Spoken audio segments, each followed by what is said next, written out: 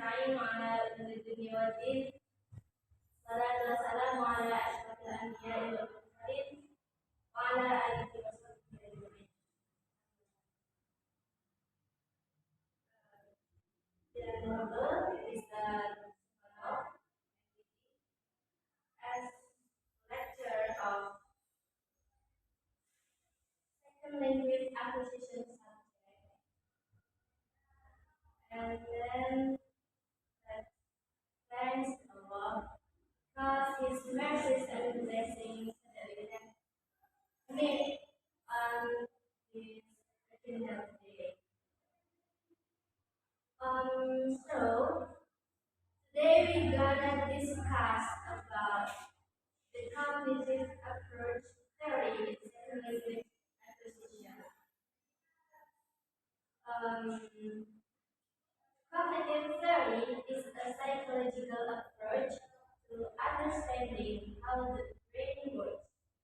We can use cognitive theory to help us understand how human beings learn languages, whether this is a first language or second language.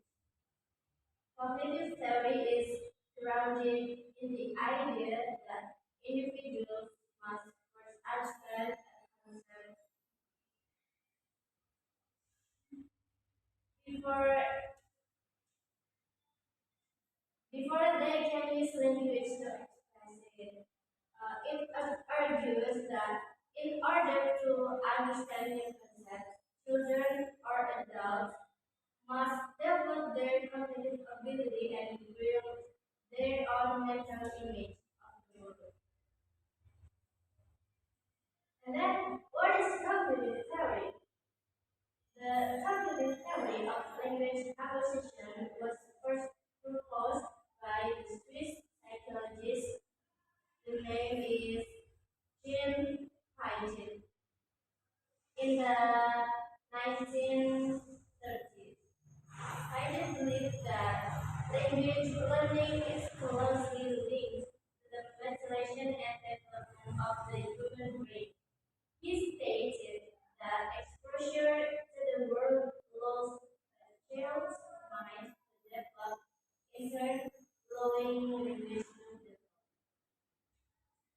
And then there are some characteristics of cognitive learning theory.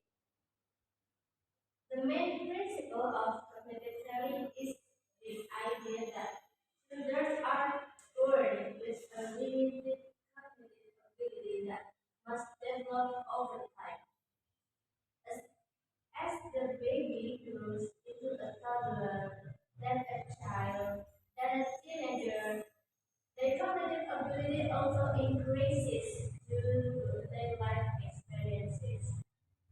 Cognitive theories believe that with the development of cognitive ability comes the development of language.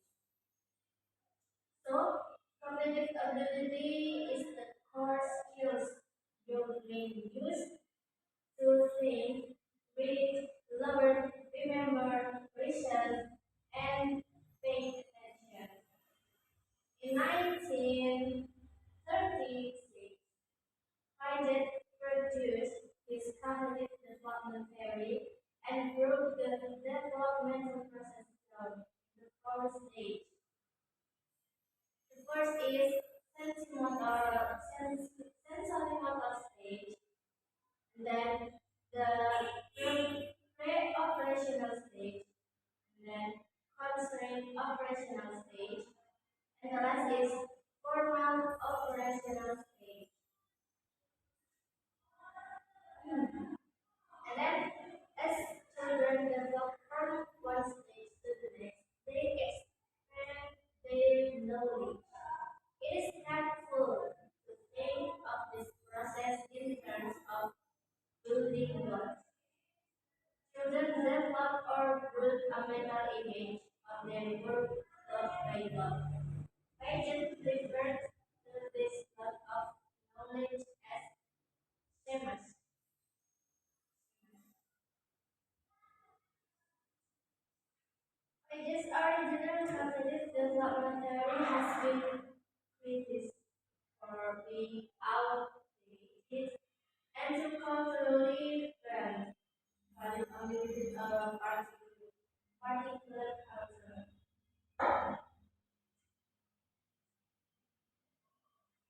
the sky, whose skies are grounded in the cognitive approach, would override work to develop this sociocultural cognitive theory. This theory recognizes and examines the influence of social and cultural aspects on a child's cognitive development. And then in this paper, we will identify three main cognitive theories. They are the first Piaget's cognitive development theory, Piaget's rise, sociocultural cognitive theory, and then information processing theory. Okay, let's begin by taking a closer look at Piaget and his contributions to cognitive theory.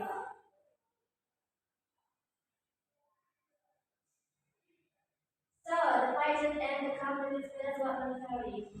Jean Piaget was a Swiss psychologist and genetic epistemologist. Piaget believed that the way children think is fundamentally different from how adults think. His theory was pretty groundbreaking at a time as before Piaget. People often thought of children as mini adults. Piaget's theory was very influential in the field of language acquisition and helped directly link language learning with intellectual development. Piaget suggested that language and cognitive skills are directly related and that stronger cognitive skills lead to stronger language skills. Piaget's theory of cognitive development remains influential in linguistic teaching. And then schemas. We have talked about schemas. Piaget believed that knowledge couldn't simply emerge from an experience. It needs an exciting structure necessary to help make sense of the world. He believed that children are born with a primary mental structure over which all renewed knowledge can be developed. He suggests that cognitive mental growth is achieved by integrating simple concepts of knowledge into higher level concepts at each stage of development.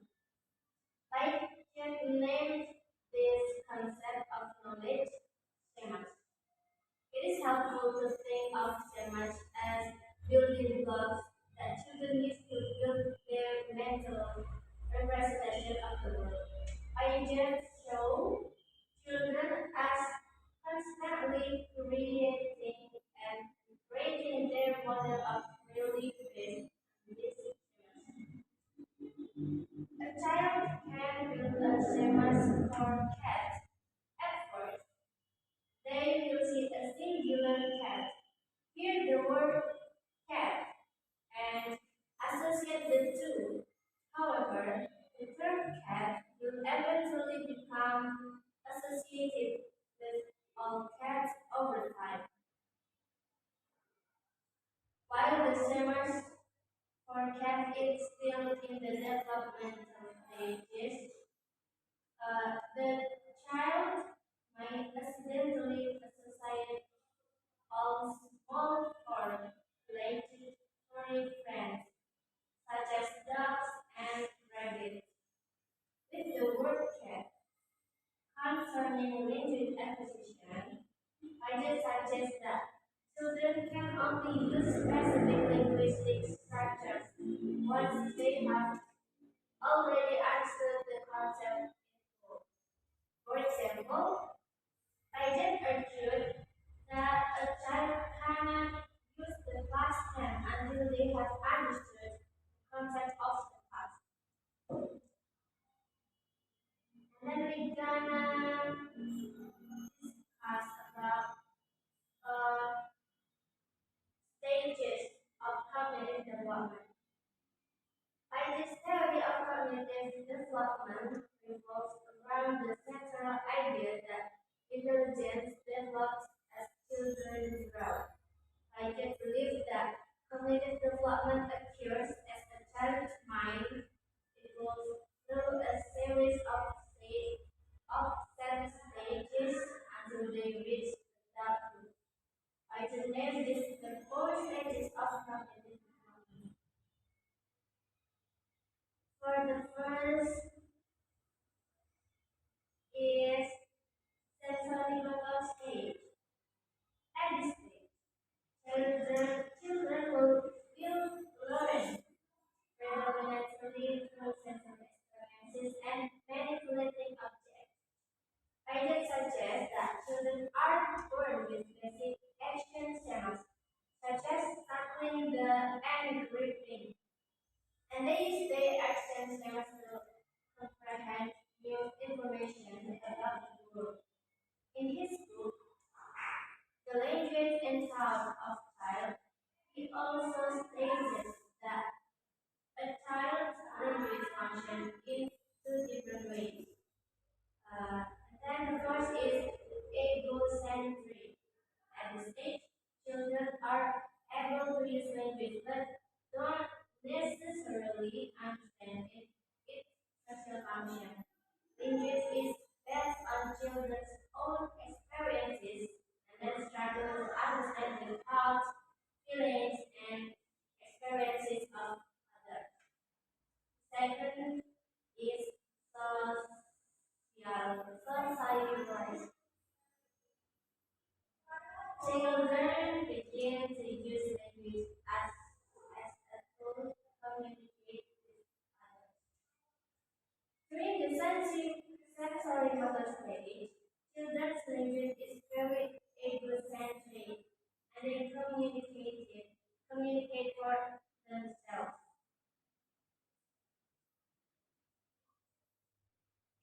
And then is pre-operational stage.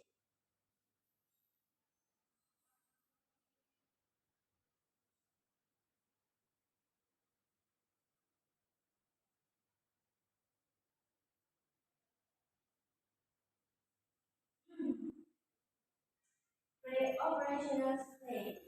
Children begin to develop symbolic thoughts and can create an internal representation of the world via language and mental imagery. This means they are able to talk about things beyond the here and now, such as the past, future, and other things. I did note that during this stage, children's language makes rapid progress, and the development of their mental skills allows them to pick up many new words quickly. Children will also begin to form basic sentences, moving away from one word attention. Instead of saying out, a child might begin to say, Mommy, pull out. Children cannot yet think logically and still have a very eccentric view. And then, constant operational stage. Children begin to think more logically about concepts because the unsolved problems.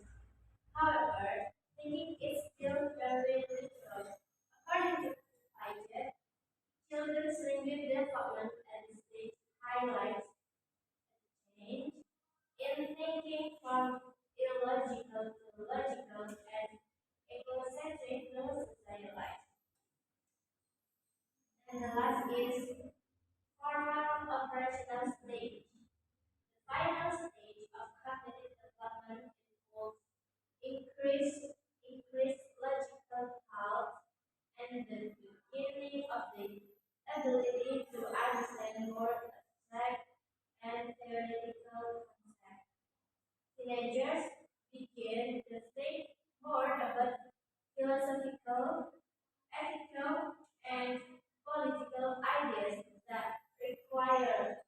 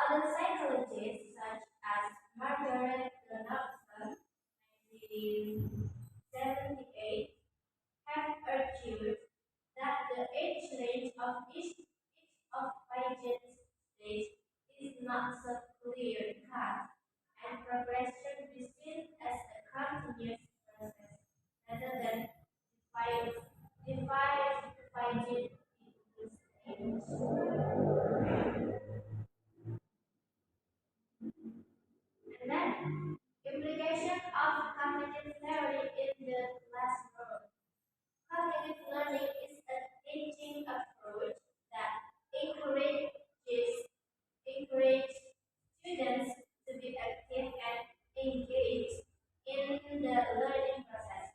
Cognitive learning moves away from memorization or repetition and focus on developing and proper understanding.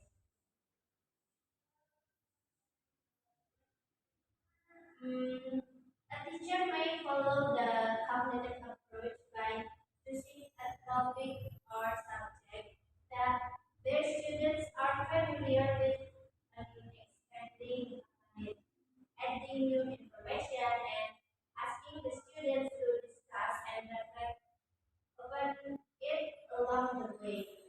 Alternatively, when introducing a brand new topic, the teacher should encourage students to draw upon relatable background knowledge. This method helps students to assimilate and build upon their knowledge. After introducing new ideas, the teacher should facilitate reinforcement activities such as quizzes, memory games, and group reflection.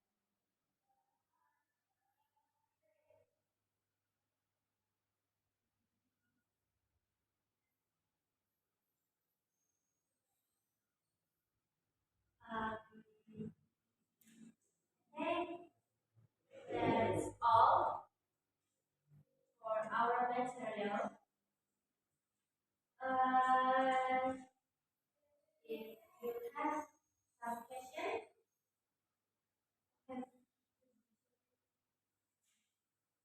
First, my name is Alexandra. My question is, what are stages of cognitive development?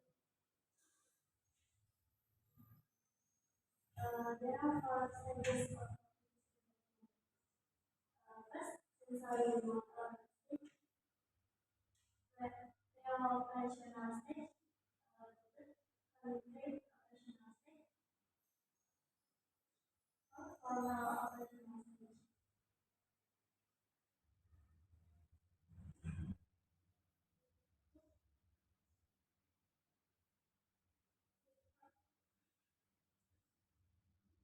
Mm, then, um,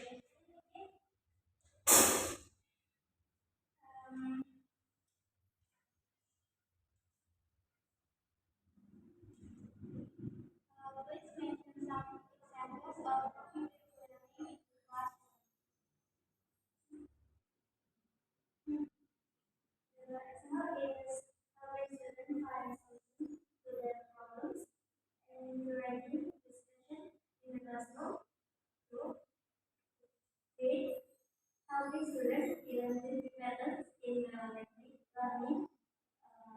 Or helping students recognize their own mistakes.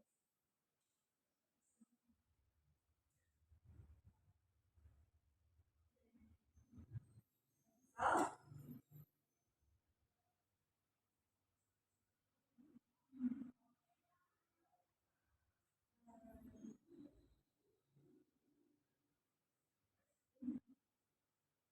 yeah, there isn't so it can be concluded that cognitive theory in relation to the other theories of language acquisition. One of the main criticisms of cognitive theory is that it discusses cognitive processes that aren't directly observable. It becomes increasingly difficult to find clear links between language acquisition and intellectual development as a child gets older. Piaget's cognitive theory has been criticized as it fails to recognize other external factors that have been shown to affect development. Okay, I think enough for our discussion today. Thank you for your attention. Telah selesai. Wassalamualaikum warahmatullahi wabarakatuh.